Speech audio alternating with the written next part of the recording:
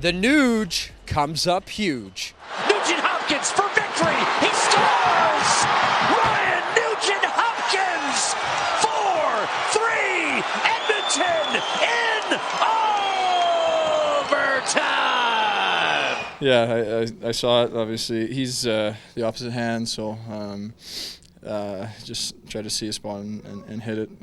Yeah, I mean, I think quite a few times this year I'm either missing it by a couple inches or it's goalie's making a good stop on it or post or whatever. But obviously, nice to see him go in once in a while.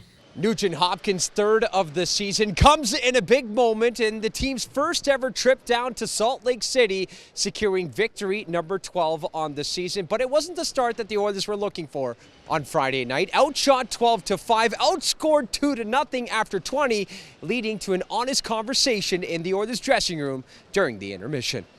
Yeah, sometimes there's moments where it gets louder and, where the uncomfortable things need to be said, unfortunately. And the one great part about our team, there's never finger pointing.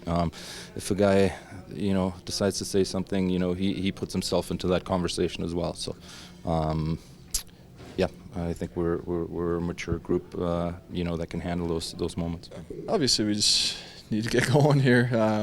Weren't playing to our standard, yeah, just.